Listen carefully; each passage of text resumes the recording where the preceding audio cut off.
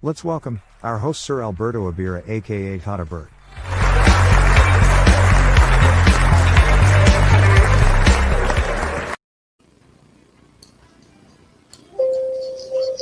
Good morning, good afternoon, and good evening.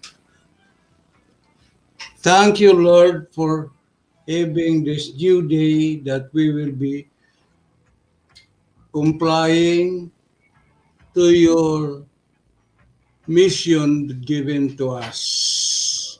So, for the start, we'll be doing the routine of our obligation and also our status in the community being one of the assigned communicating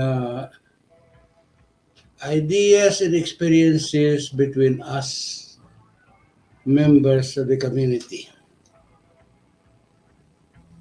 Since we are harboring and enduring this pandemic, that does not mean that we have to stop and complain of these things. We know that this is not what we want, but this is God-given situation. We have to accept it, and we have to be ready and able to face whatever situation it is. We have to go on. In fact, this pandemic situation is a blessing because people are being creative because before what you have been doing, now you are doing in order for you to survive. So, like the creativity, like the pursuance of activities. Okay, here is coming. Esperanza Ventritis. Thank you. Okay. STEMyard. Okay. Marie Landictad. Dandated. Okay, that's good. Thank you here for showing up. Okay, here is Elaine Lanidos Lenaos. Was that what I can read it? London dated. Okay, so thank you. Yeah, just keep popping, and I will try to read whatever you have to acknowledge your presence. Thank you for supporting and have the patience of listening, and maybe you'd like to amuse yourself and make a laugh or whatever it is. Maybe you'd like also to hear some sweet nothing, but I have to go back to the subjects. This pandemic, as I said, is a blessing because those who have the talents and knowledge and the creative mind could produce something which we never had experienced before. Some people would also admit that before they don't know how to cook, they don't know how to sew or whatever, but while they are in confinement or we call it lockup. So, but this is the case where your talent has to explore in order to be productive, to be useful while you are in confinement in your apartment or your building. Inside and outside is no difference if you have the creative mind. And of course, we only miss our face-to-face gatherings. But for some, maybe, but I could cite one organization, the pandemic or not, activities has to go on because as a creative mind, there is always a way and means if you are selective and creative and want to produce something, you cannot. Pandemic is just an excuse for you for not doing anything because pandemic or not,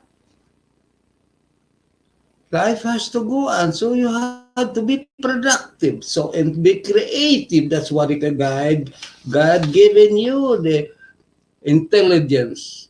You have to use it because you will be responsible of when you have this knowledge and ability to produce something new and you just reluctant and you keep it dormant. There's nothing that you could do.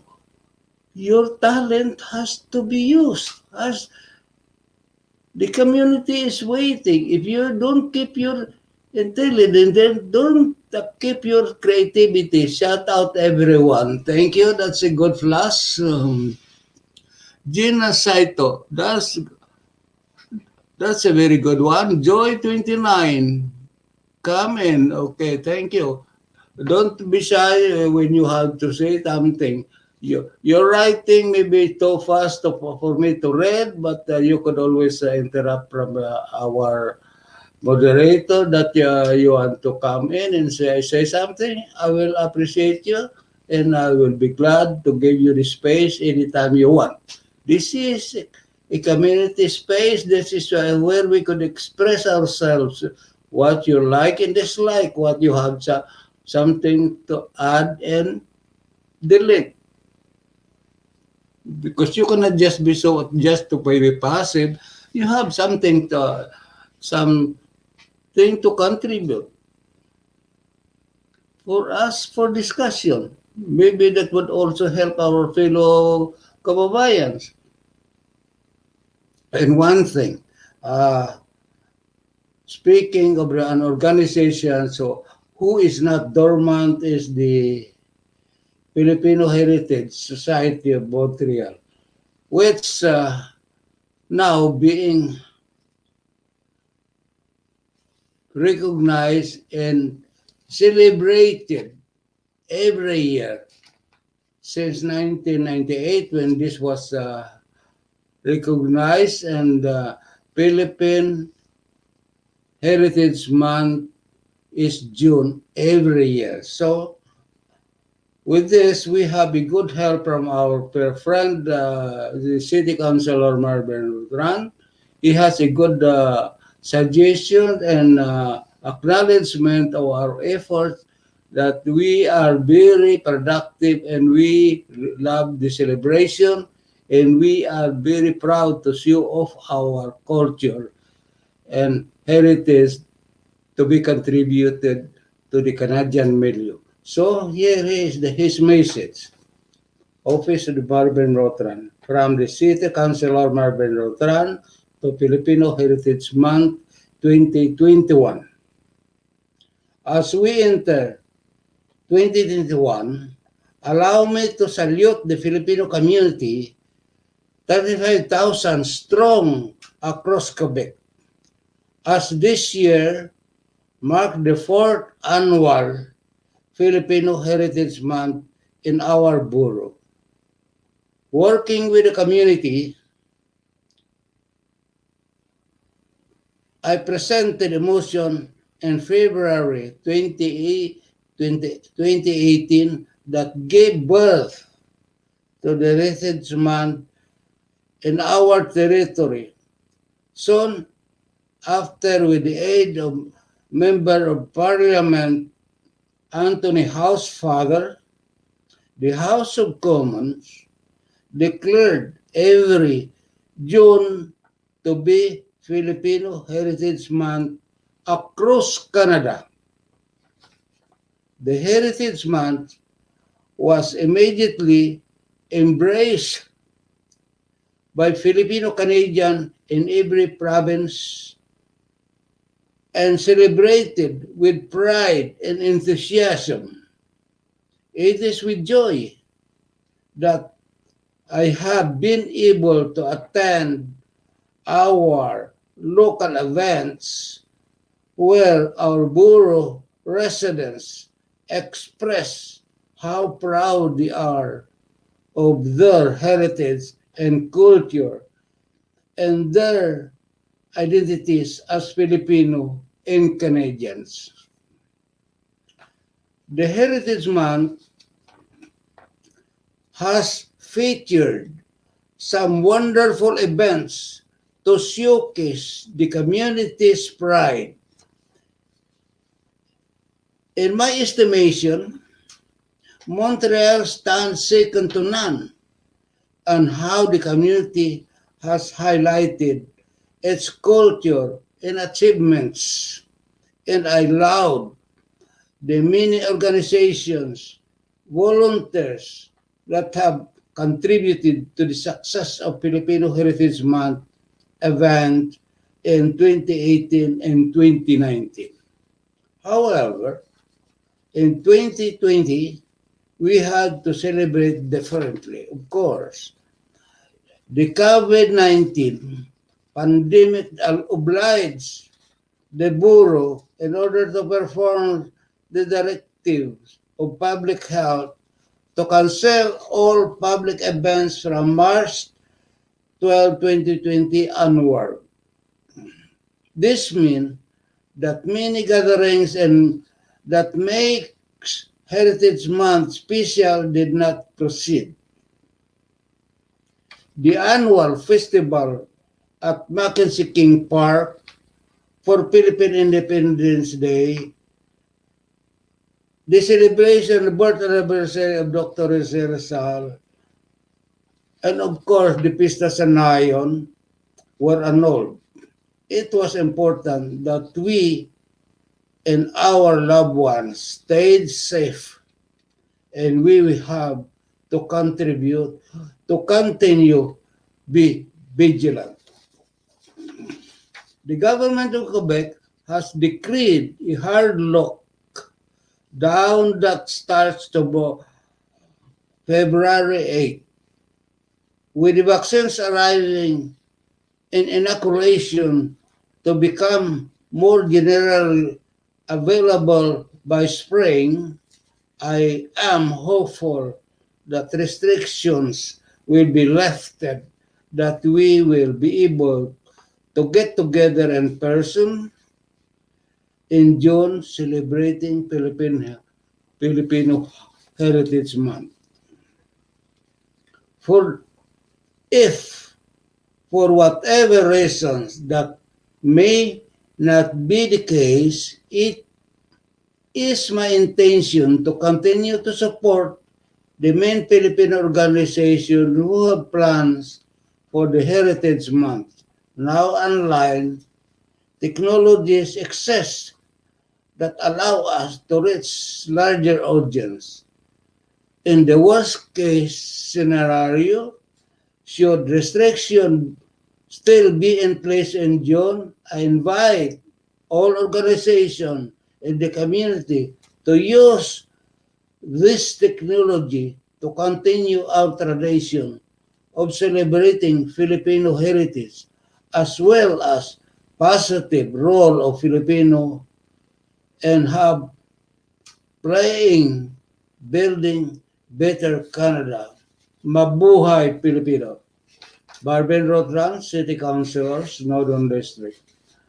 You see, if Barben Rotran is always in his mind our heritage celebration, I think we Filipinos might as well cooperate and do also our work. Okay, we could always have an excuse of it's a pandemic, no face-to-face, no close gathering.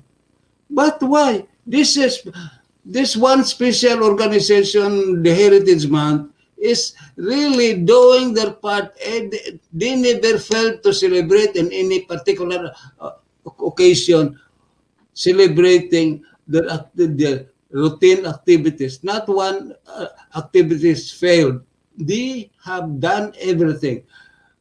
Like the Christmas party. We have a Christmas party. Of course, it's in the Zoom, but okay, I think Carancho is coming in, hopefully, and so I'll be waiting for you, but I will still continue because I will. The only materials I have in hand is just about Marvin Rotran. Because if Marvin Rotran, who is not even a Filipino, but he is very much preoccupied, reminding us that we have to do still continue the celebration of the Heritage Month because pandemic is just an excuse because this is just our trials because it only proves that you have a creative mind. You could do anything with substitution. If no dancing allowed, you could dance alone in your home. You know, gathering. We could also have a chorus singing and the individual and the descendant chorus singing. We could do that. So the show must go on. The celebration has to go on in order to keep abreast with our cultural celebration. So let's at least will cooperate with Marvin Roteran because he is willing to help us in every case that we will be asking if we need something to be uh, extended his helping hand. So likewise, why only heritage not are doing their jobs? What about the biggest organization? Some even are being funded by their activities. There is always a way if you have because you have no dumb mind. You are very creative and intelligent person. Please do something. Okay, maybe you are doing it, but let us know. Let the public know that you are being creative. Okay, but I have to recognize these people. Okay, this plus singer. Hello, Tata. Shout out also. This is from Isko Linatok.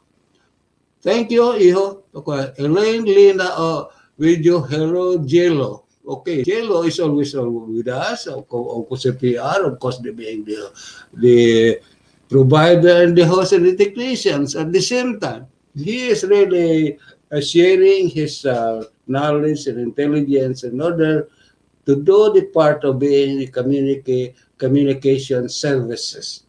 Because without reaching your fellow people, if you keep your brilliant mind and yourself, that is not for you only because that intelligence is given to you in order to share to your common people. Okay, so let's do it. Sharing, that is the key word because that will create creative harmony in the community. Sharing. Love, because sharing is love. CRP firms. Oh, who is it? Shout out. Okay, that's good. CRP firms. Yeah. So, ladies and gentlemen, let's make whatever you have in mind, let the people public know that you are creating something. Maybe your brilliant mind plus the other uh, ordinary minds and a little minds. So, all the things that have to get together, and we will be coming up with brilliant ideas and creative, and it will come out for a good creation. Whatever it is, it must be good because a collective effort is always productive and useful to the community. So don't be shy or greedy. Maybe that is not the case, but you just want to be secretive. But no, when it comes to intelligence, that is not for you to keep alone. You have to share. So much for that. Okay, so go back to our some other organization like FAMAS and the Knights of Rizal. These are a big organization worldwide for the Knights of Rizal, but the FAMAS is local. But local, they have also have done their part. In fact, I could say that only the Filipino community have built their own community centers. Like any other Filipino communities in other cities, they are they were being funded by the local governments, but not in the case of farmers because these are the hard-earned Filipino money. There is no stone left unturned in order to have that dollar in order to add to our building fund until such time we were able to buy that building. So we don't have to abuse that. We have to building could also deteriorate. So it needs maintenance. But our community is growing. So we have to add and make the building grow also as our community grows. Because it's hard to, it's very lamentable that for the past few years until when we have the building, the incoming officers are looking forward to inherit what was the excess of the past administration, which is supposed to be deposited for the building fund, but they have to spend first before they will have their own activities. And most of their activities is not even audited. There is no financial report. So please, community, let's keep our community strong because without our building, had it not been for Farmers Building, maybe like any other organization, maybe 3 or 4 farmers will be existing. But because we have that building, so that keeps the name of farmers intact. And nobody wants, there would make a separate association equal to farmers. They have to support farmers. So, and the question is, now that the new administration will be coming in, what will be their activities? Well, we will know because they were inducted, but I think it's a good excuse. They cannot make any activities now because of COVID. So here comes the creativity and the use of the modern techniques and facilities that we like the Heritage Society is doing. They could use the Zoom, they could use the electronics, what is available now. If they will not utilize these things, well, there is always an excuse. So, shall we force them or no? So, all you have to do is watch and see because no matter what we will be talking all about, it's them who will be performing their task if they observe what they have taken oath under Constitution.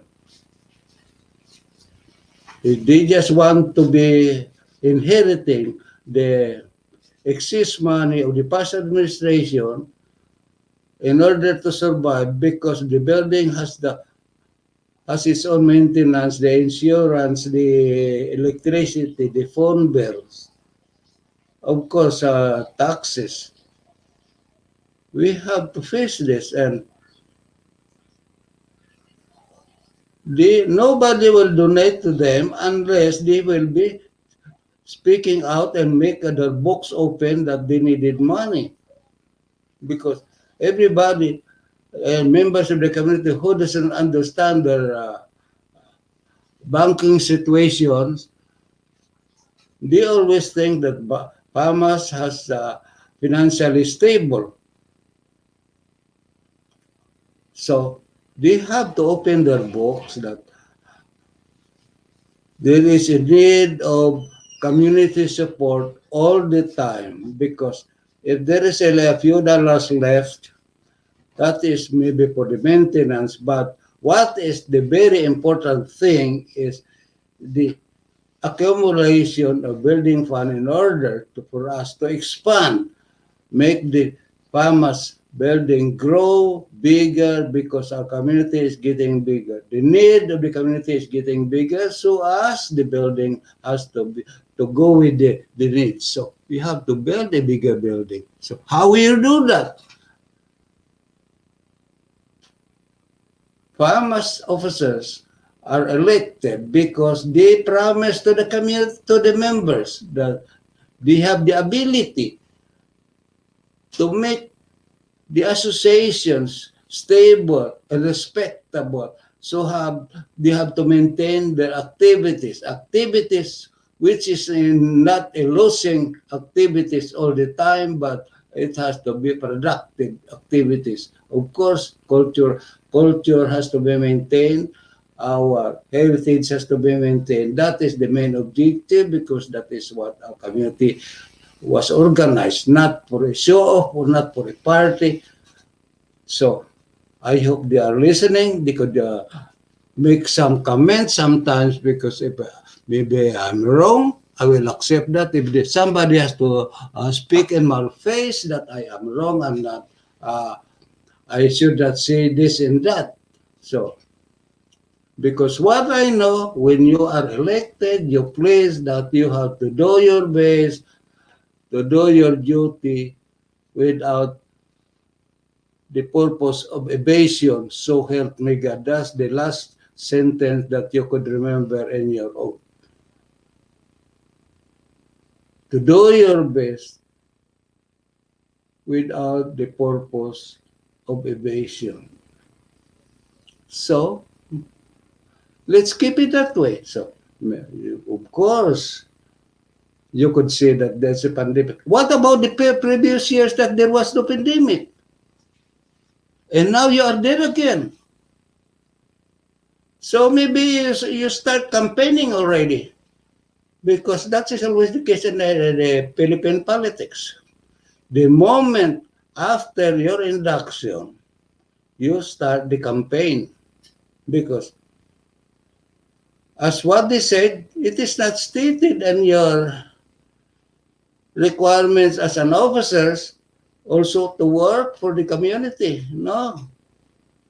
It says only that you are elected, uh, you are press relation officers. So, but you are a press relation officers. What did you do? What information have you imparted from the association to the public? So I think before you accepting a position, like any organization, ranks does not make a person.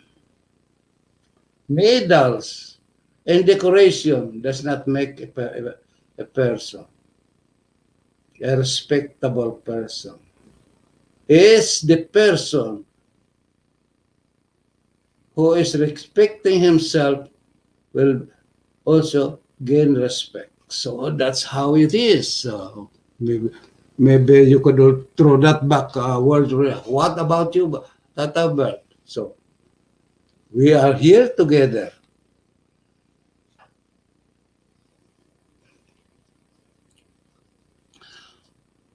Why these people are disappearing so much? Gina Saito.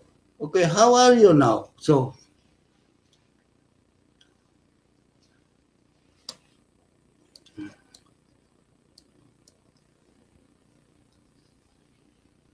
I am breathless, but I have to regain my strength again. Well, okay. Tata So, Bert, good uh, evening.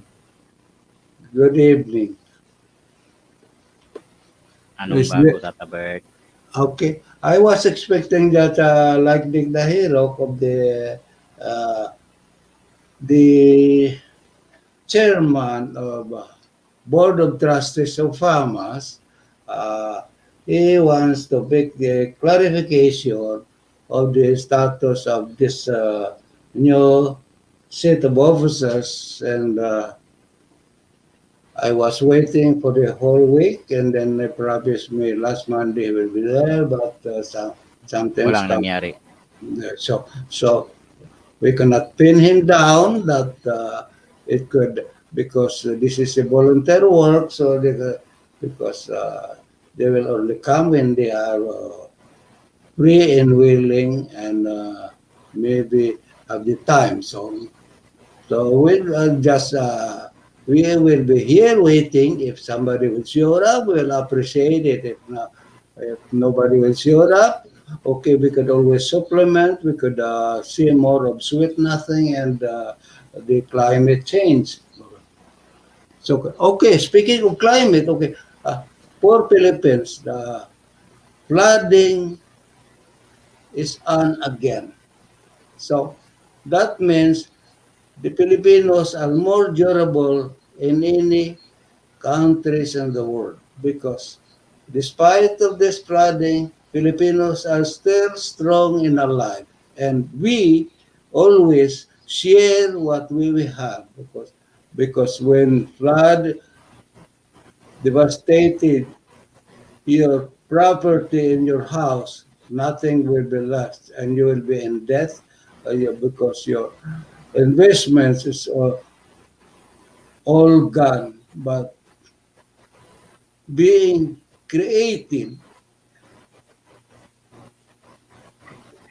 and Okay. in exercising the rights of production, they will be able to make ends meet, that they could live, because with their industry and creativity, they could always be survived. Of course, some will be getting from aid from Filipinos and some NGOs, but mostly it has to be on your own effort in order to go back on your own feet. Okay, Jonathan, what is it? So, ah, nanood ba kayo ng latest na balita ngayon sa news? Anong comment mo ngayon sa mga latest na happening sa atin? Yeah, well, of course, the flooding, and there's a need also another special Politika. aid.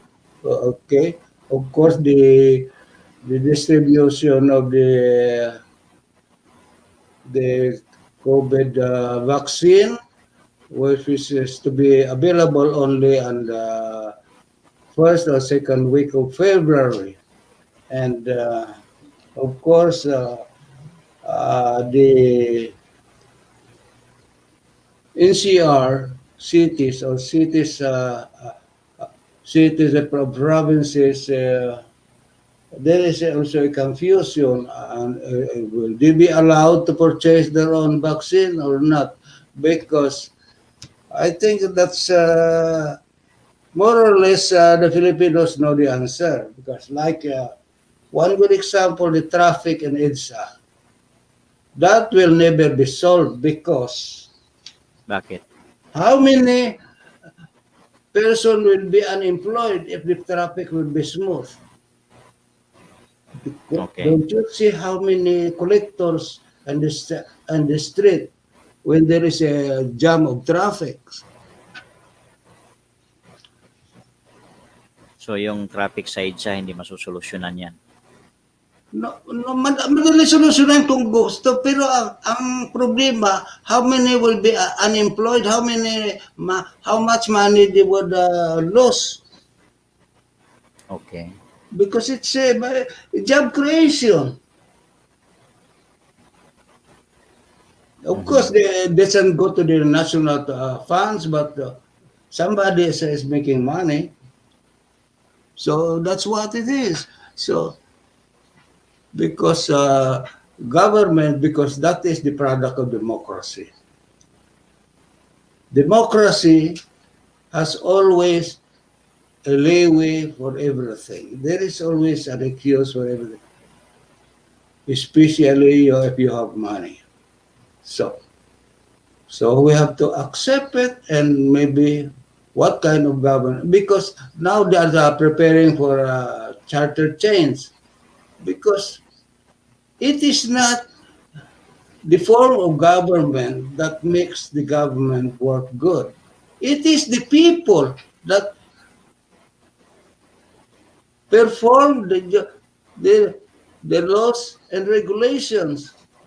Because no matter what kind of government you have, because if the same people that is corrupt, so Okay. For the last, simula nung dumating ka dito sa Canada, anong taon ka umpisang umuuwi sa atin na nagbabakasyon? ako almost every 2 years I go. Every Nung 70s and 71, 80s, every every 2 years only because okay, kahit actually, nung panahon ni Marcos, umuuwi ka? yes, so even there was a martial law, I went home several times. Okay. And then, So ngayon, yung travel mo noon, nung panahon ni Marcos, kumusta naman ang travel mo noon pag-uwi, pagpasok sa airport, no paglabas? problem. No, Walang actually problema. smooth. Yeah. Walang sir, ano yan dala mo? Pahingin chocolate dyan. Ay, ano ka ba? Of course, natural lang yan, malalaking Merry Christmas, left and right. So, it's Okay. up to you because hindi ka naman pinipirsa, hindi ka naman tinututukan ng baral. So, nung panahon ni Marcos, nung umuwi ka sa atin, hindi ka pinibigyan ng problema. Walang mga Well, bawal. I never, kasi behaving nothing, there's nothing to search, nothing to, so wala problema. In fact, when kapaglabas ko, kung kukuha ko ng taxi, the taxi is there, very courteous and everything. So, Okay. So, nung panahon ni Marcos, wala. Yung martial law ay hindi mo naramdaman. Wala kang naramdaman na paghihigpit. no, of course, mahigpit sa curfew. Pero otherwise, if you are a tourist, you're free. Kasi usually, pag umuwi ako, dyan ako sa na Hotel Pilipinas, ngayon wala na. Okay. Doon ako na... So, smooth yung travel mo nung panahon ni Marcos. Wala Yes, namang of course. So long as you have ticket, that's good. No, good. There's no problem. Okay. There is no laglag bala. There's nothing. Walang laglag bala. Wala yung mga ganun na issue, yung Wala. yung sir, ano tong dala mo at Because if you have a complaint, there's always the military that will attend to you. So, hindi naman naghihigpit. So, sa madaling salita, nung panahon ng... Unless you are marked as a activista or against the government, of course, so long as you are ordinary people, nothing, everything will walang problema. Wala problema. Yeah. Smooth lang. Smooth lang, basta you are not identified or opposition or politicians, everything okay. Bert, here is a question. Bert, you are one of the pioneers as this you, farmers organization. How does the organization maintain its membership? Who are the members? Okay, that is a good question, but that means you are interested or you are not a member of PAMAS because you are not a Filipino, but I will tell you. As a Filipino, it is a very important that you have to be part of the community and you have to be a member of any organization, not necessarily FAMAS, because so many, if you are from Ilocano, you have the Ilocano Association. If you are a Bicol, there is a Bicolano. Okay? If you are Kapampangan, there is a Kapampangan Association. Whichever you are, it's up for you to select. But FAMAS is the biggest organization. So, but FAMAS has a membership fee. To be a member, you will be paying at least, if you are senior, you have to pay at least $3 to $5 now. And if you are a young man, you will be paying $7 and then Ang tanong, $14. The question is, how did I maintain their membership? Your membership, you could only maintain your membership every 2 years because if you don't renew your membership, you are not a member anymore. But still, you are a Filipino. You are still have the right to participate and visit PAMAS anytime you want. If there's a need of you to be, you need help, they will extend your help at their capacities. So ang tanong, What is sabi it? nila, bakit ako magpamamiyembro? Ano bang makukuha ko diyan? That's good because why people are blaming farmers when there is a community disaster? Why people will be asking why farmers? Anong ginawa ng farmers na magka-disaster sa Pilipinas? Farmers is you, Filipino. Farmers is just an organization, just a building, just an institution. Farmers is Okay. run by people, and these officers cannot be an officers without the existence of the members. Okay. Officers and members is one Okay. because they are just volunteers. Okay, who is this guy? You want to say something? Ricardo. Siya daw si Karanso. Ako po Karatso. si Karancho, sir. Magandang gabi po. Oh, good evening, sir. Magandang gabi naman, ma'am. Butit na nakasali ka sa daldalan dito. Very good. At least time and again, may experience mo naman ako anong magandang kakabutihan. Okay, magandang tanong na yan. At least matauhan siya ako.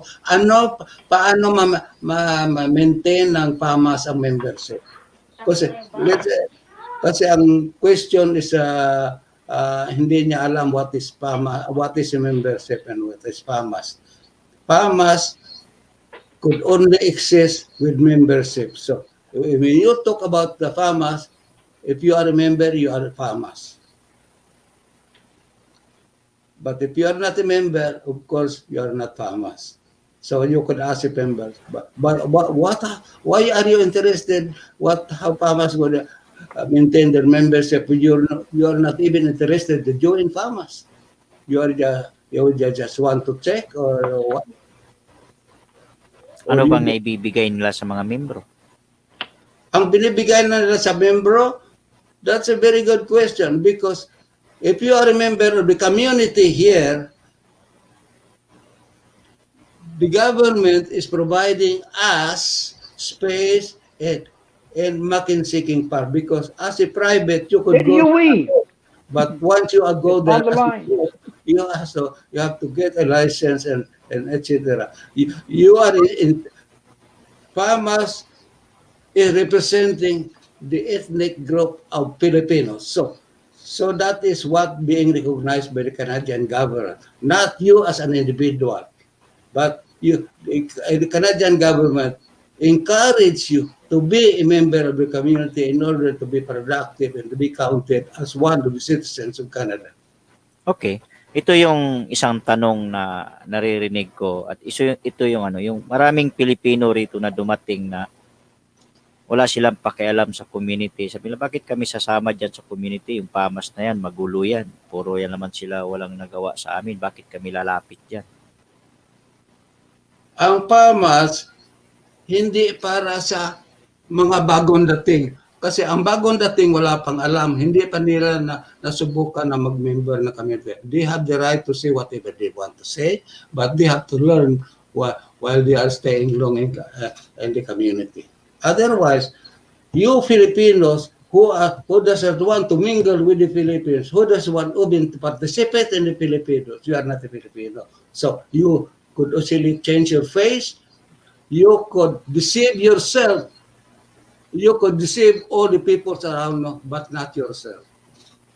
Ayaw ko dyan sa community na yan kasi maraming chismis, maraming daldalan. Lalayo ako, titira ako dito sa South Shore, titira ako dito sa West Island kasi maraming dyan, maraming gulo, maraming chismis. Ano masasabi mo doon? Kahit tumira ka pa sa buwan, Pilipino ka pa rin. Tama nga naman. Hindi It's not natin the pwede. question. It's not a question of your domicile. It's who you are. I totally Okay. agree. Okay? Tanungin mo si Karanso, Karanso kung anong masasabi niya. Karanso, anong madagtong mo dyan? Para sa akin naman ako ermitanyo na rin dito sa Quebec o sa Canada. Honestly, ang FAMAS, sa lahat lang naririnig ko palagi sa FAMAS sa mga taon na nandito ako, ay ang ginawa lang nila dyan, bawat organization na nanalo dyan, walang ginawa kundi mag-away. Dahil kesyo daw ito, tinakbo yung pera, kesyo daw ito ay hindi magandang leader. Okay. Ang ano niyan ay kailan may iba yung ganyang imahe na yan. Gusto mong makipag-participate sa kanila pero bawat leadership mayroong kanya-kanyang sinasabi which is yung ugali natin Pilipino, di ba? Galing sa Pilipinas, dinala natin dito. Pag ikaw yung nanalo, after a while, sasabihan ka ng opposition party na magnanakaw yan. Lahat ng perang binigay ng government, tinulong dyan, ay tinatakbo. May problema ako doon? Sino nagsasalita niya? Pilipino.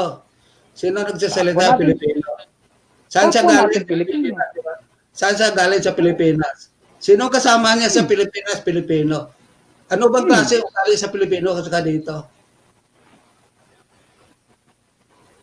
Ulitin mo po. Ano ugali ng Pilipino sa Pilipinas at saka rito? May pagkaiba ba?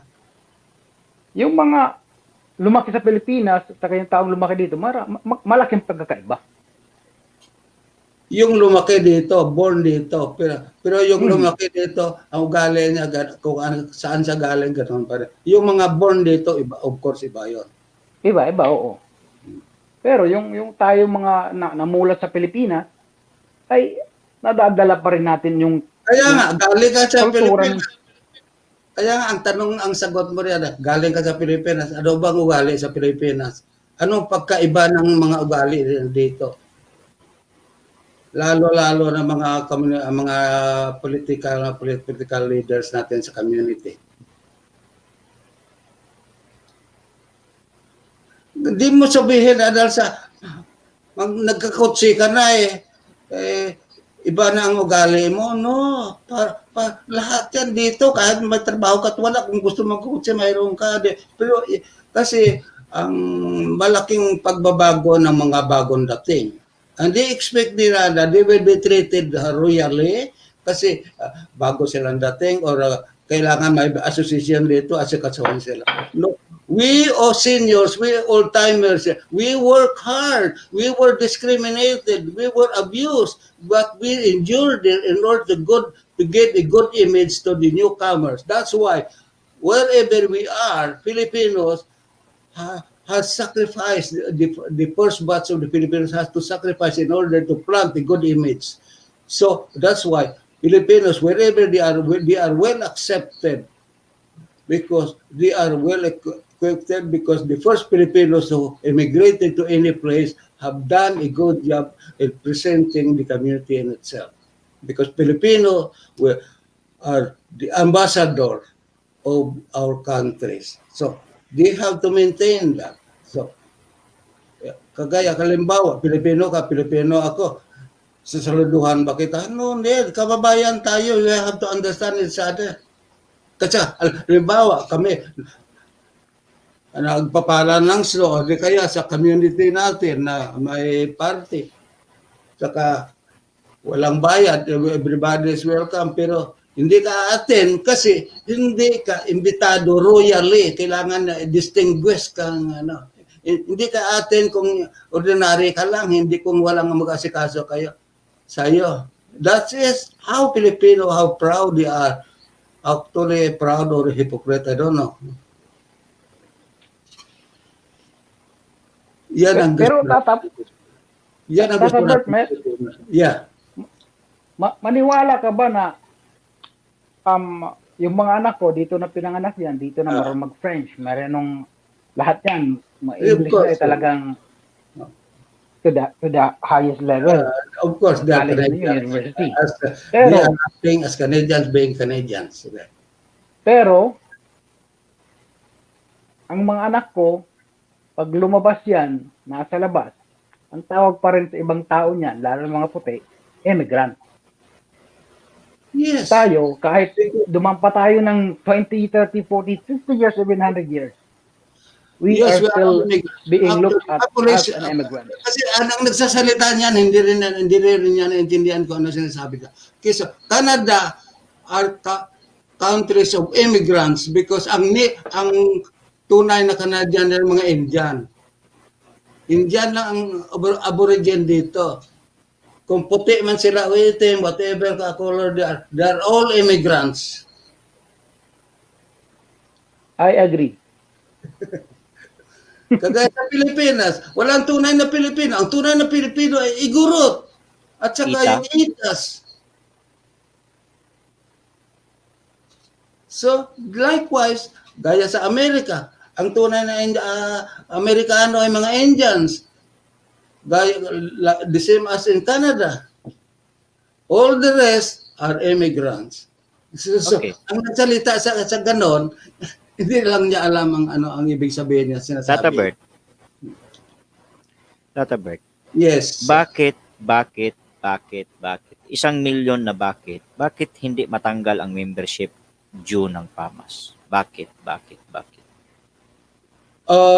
Ang membership kasi actually your $5 is nothing but it is needed.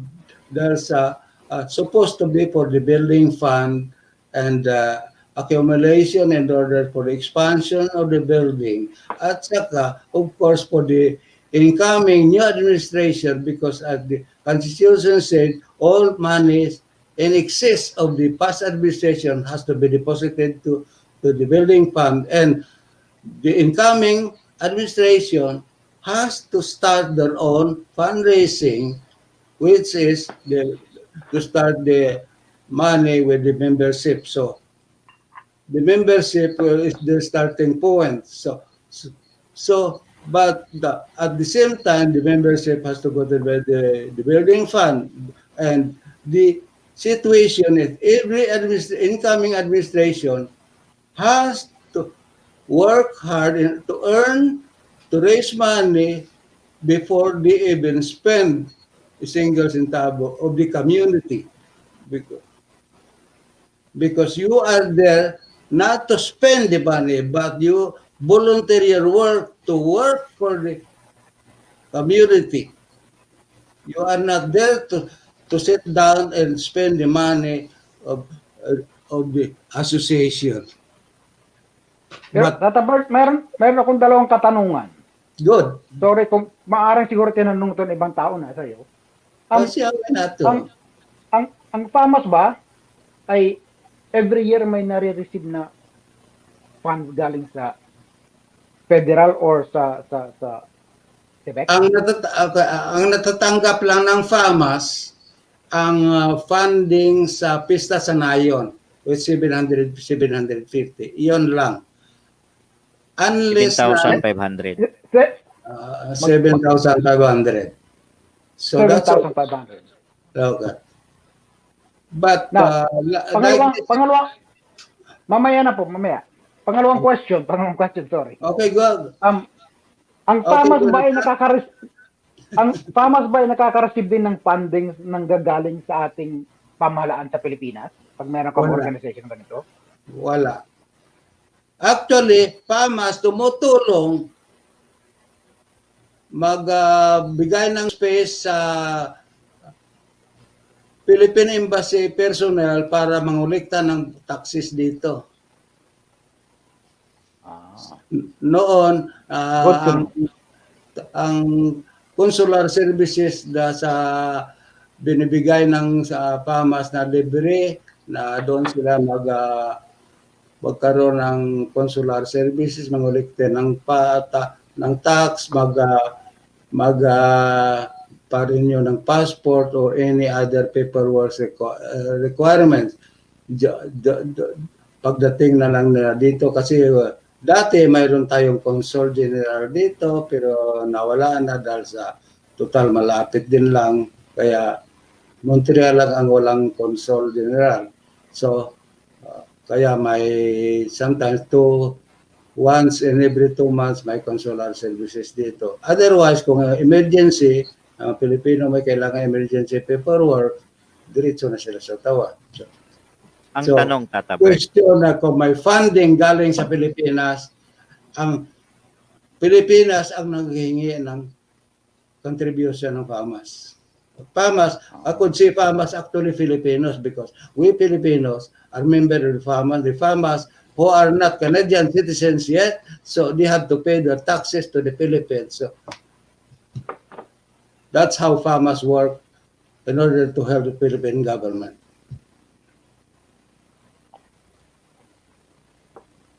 But now, Pangatlong tanong. okay, go ahead. Sorry. Yung tungkol naman halimbawa, kasi ako, citizen na ako dito.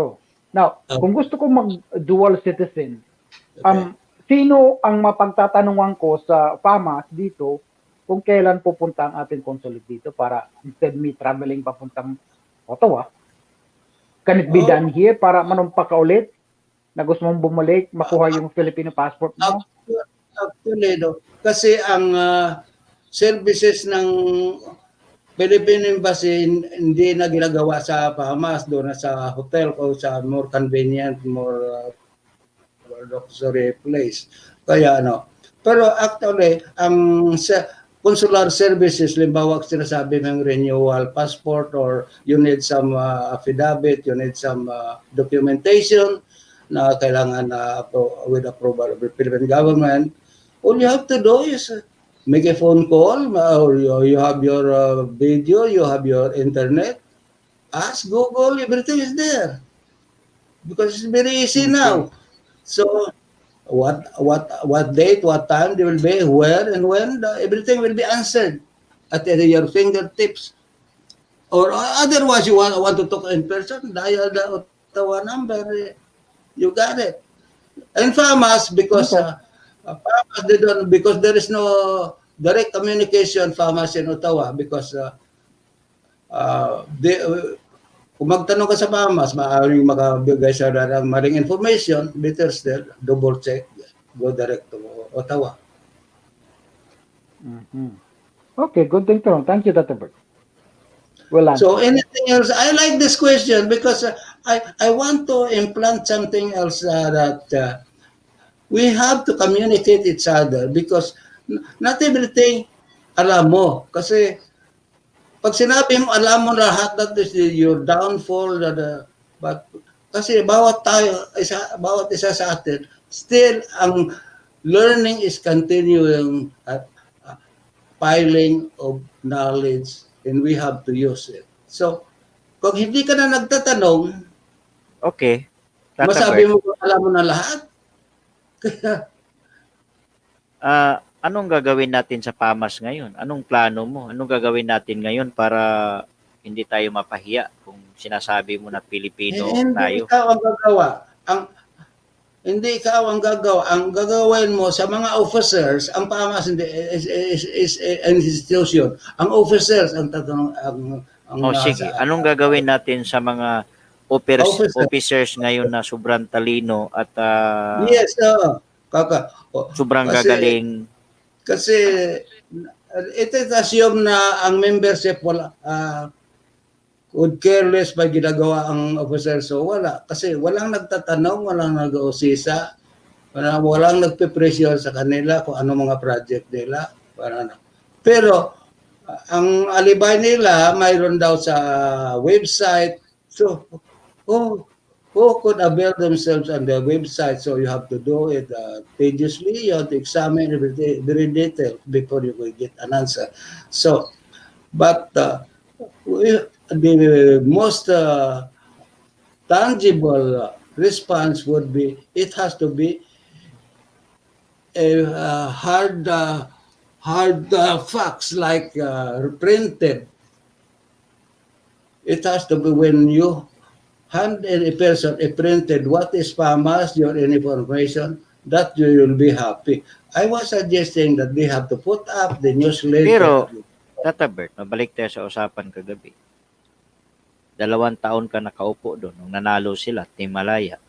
Nakita mo naman lahat na nangyari. Ginawa ba nila yun, yung sinasabi mo? BBC. Busy. So, na-witness Sabi mo, ko nga, nung sabi nanalo ko nga, sila ng 2017 to 2019, 2 taon silang nakaupo, okay, may ginawa ba sila? May nagbago ba? May well, nakita ka ba? Palagi ka naman there is nandoon, di always a ba? party. There is always a party.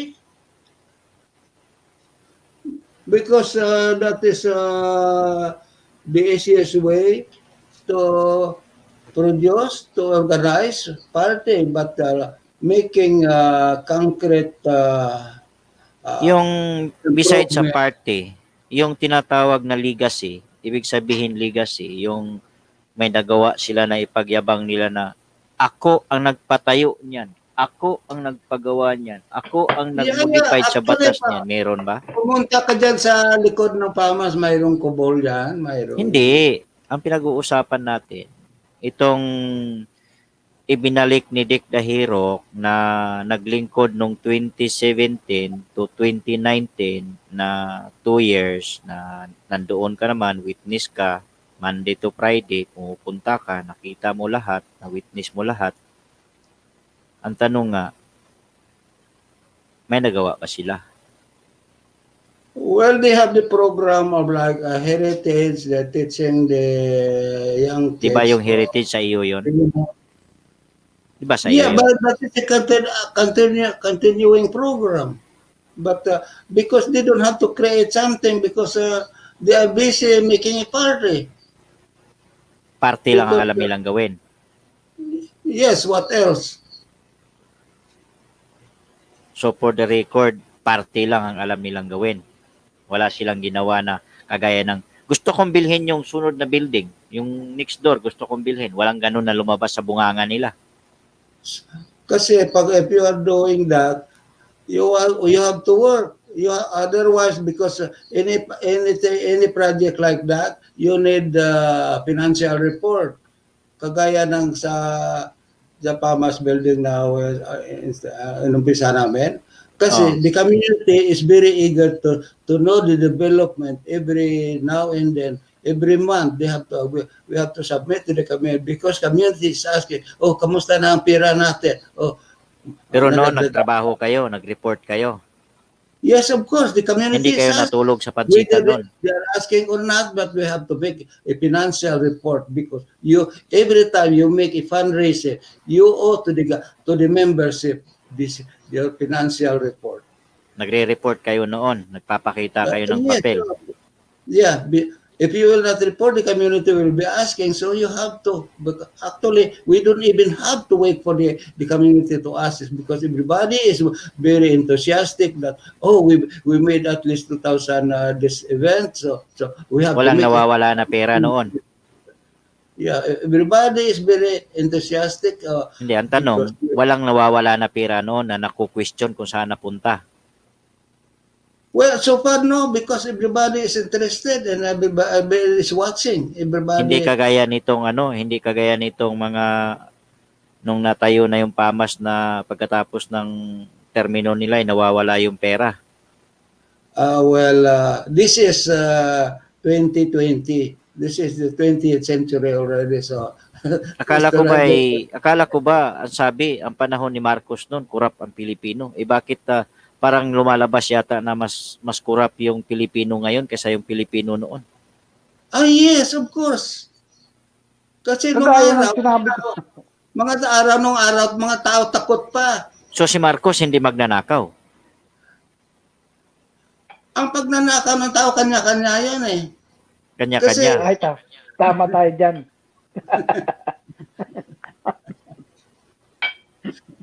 Kasi hindi, walang mag-aamin sa'yo na ako politician, kaya one good example, may isang millionaire ba na, tama na itong milyon ko, happy na ako rito. Mm-hmm. May nagsasabi ba gano'n, tama na itong pira ko, milyonaryo na ako? Kasi, wala nga eh. walang kabusugan pagdating sa pera. Ikaw, Tata Bert, ilang milyon ba nakatago sa bangko mo sa tagal mo na rito? Ang taong may nakatago sa ay hindi masaya. Hindi masaya. Okay, so Pag ang taong ikukot maraming kita dyan. pera, hindi siya masaya, hindi siya Okay, so ikukot kita dyan ha. Ang taong nagtatago ng 1,000,000 hindi masaya. According totoo. to Kasi Tata Bert. takot siya mabawasan ang pera, bumaba ang investment niya, nanginginig na yan. At saka, takot siya maglakad sa kalsada na mag-isa na walang bodyguard. Takot siya magsakay sa public bus services kasi takot siya ma-hold up. Okay. So kaya wala Ngayon, kayong Tata Bert, milyon wala na na- tinatago. Kaya hindi, iyan ang mga tao niyan, hindi maligaya. Lagi kasi takot sila baka mabawasan ang pera nila. Ganun pala yun. Butin lang, hindi ako takot. Ang tao walang pera, walang kinatakutan at laging masaya. Kasi Ay, ako yun. sa isang pulobe, ang pulobe Aha. may 10 pesos, maligaya na siya. Pero Aha. ang isang milyonaryo, nakakuha ng 10 million, hindi siya masaya. Kasi kailangan niya 100 million pa rin. Kaya pala kaming mga pulubi, pag binibigyan kami ng 199, sumasayaw kami. Tama Ang tayo dyan. totoo. Kasi, one good example, mga neighbor mo sa Pilipinas, makainom lang araw-araw, walang problema. Pero ang milyonaryo, Aha. sumasakit ang ulo niya, tingin ng tingin sa stock market, baka bumaba ang pera nila. Bakit si SLM? Mayaman yun ah. Sino? Maligaya Hindi, siya na. hindi nga nasusundan ni Tata Bert yun eh. Hindi siya na ano dun eh. Hindi Si siya na... SLM, tunilada kung mamigay ng ano yun. Yun at ang pinaka-mayaman na ano, na happy, I think. Palagi naka-smile. Hindi nasundan ni Tata Bert yun Pero eh. Hindi mo si ayan, Tata Bert. Sikat sa YouTube yun. of course, there is always an exception, but mostly, yun ang set status ng society. Tignan mo yung mga kababayan natin Pilipino. One good example, sino yung tumama ng million, marami na tumatama ng million, nakikita mo na pa ba? Kasi takot na sila. Okay. Pero they are still around. Hindi na Ilang happy. kaibigan mo pala, Tata Bert, ang nanalo ng milyon dito sa Montreal? Dito lang sa Montreal. Oh, hindi lang 10 ang Kaibigan mo. Oo. Nabigyan ka ba? Bakit? Inasahan mo bang bigyan ka? Yan ang very disappointing sa tao ko. Umaasa ka na hindi iyo. Tapos, of course, anong makuha mo? Disappointment. Hindi kasi, pag nanghihingi kasi ako ng regalo, sabi ko, Karanso, yung regalo ko, sasabihin niya eh, hayaan mo, pag nanalo ako sa loto, bibigyan kita. Nung manalo, Pag nanalo, nga. wala na. Hindi ka na makita. Rain check muna tayo ah. Naka-free sa bangko yung pera ko. Millions kasi.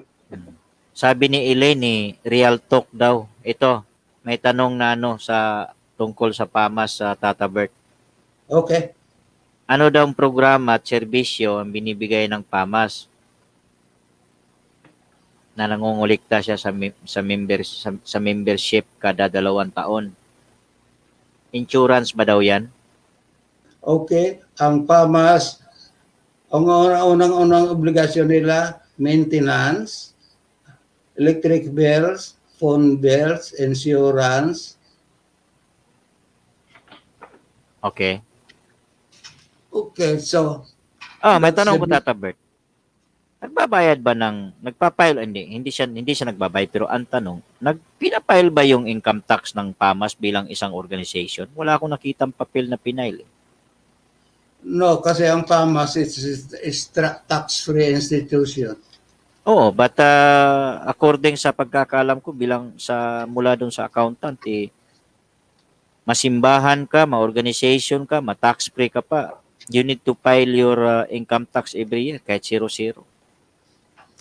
Yes, because sa PAMAS, before you renew, kasi you have to renew your permit or your existence sa Regis every 2 years. So, they have to, some nagcha-charge ng minimal fees ang Regis. So, that is what we call the tax tax services ng city.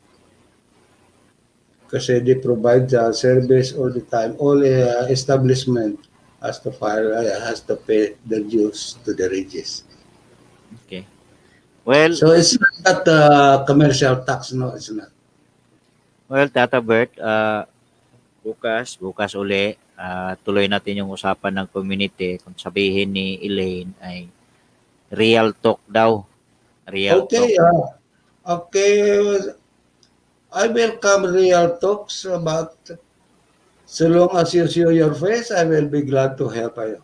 I will glad to extend my incomplete answer because I cannot say complete because there might be some addition or deletion or mistakes that I will be saying. So we are just here to monopolize the space and having everybody laugh and enjoy the moment.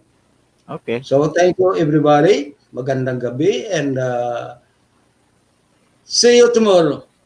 Never say Karancho, goodbye. see you tomorrow. See you See you again. tomorrow, sir. See you tomorrow. Bye-bye. Thank you. Nice meeting you. Bye-bye. Oh, Karancho, could you pass by sometimes? I need something to be fixed if you have time. Bawal daw. Bawal pa ngayon eh. Okay, let's wait for the moment. Thank you. Okay. Thank you. Good night.